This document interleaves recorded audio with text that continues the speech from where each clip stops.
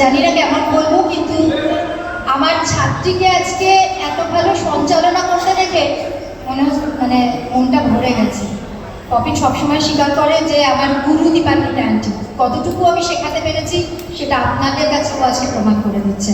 সব থেকে ভালো লেগেছে ও আজকে আমার ছোট মেয়ে সম্পূর্ণাকে বলে দিচ্ছে কিভাবে বলতে হবে। এর থেকে সার্থকতা আমার কিছু নেই। কবিতা ভালো হবে না খারাপ হবে আমার কিচ্ছু যায় আসে না।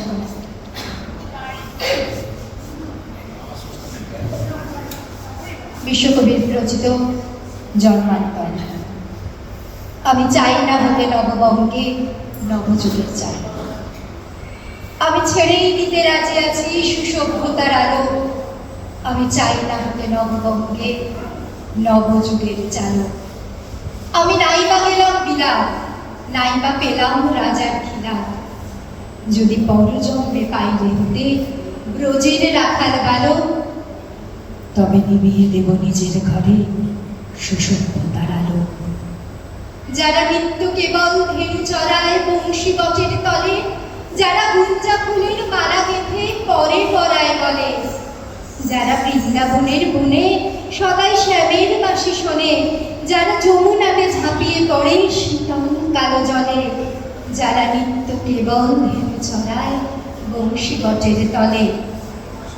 ওরে বিহান হলো জাগরে ভাই, ডাকি পরস্পরে।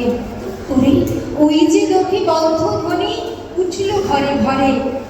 হ্যারো মাঠের পথে ধেনু চরে উড়িয়ে কুকুর রেণু, হ্যারো আঙিনাতে ব্রজের বধূ দুগ্ধ দহন করে।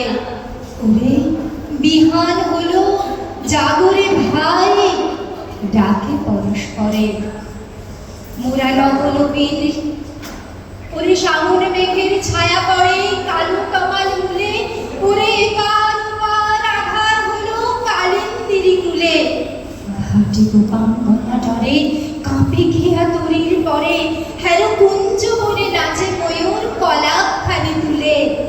ওরে সামনে মেঘের ছায়া তরে কালো তমাল মূলে। মোরা নবনবীন ফাগুনের রাতে নীল নদীর তীরে, কোথা যাব চলি বনে শিখি পুচ্ছ শিরে।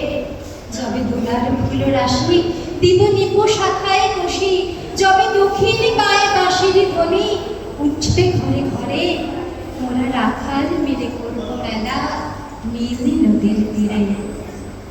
আমি হব না ভাই নববঙ্গে নবযুগের চালু। আমি জ্বালাবো না আধার দেশে সুসভ্যতার আলো।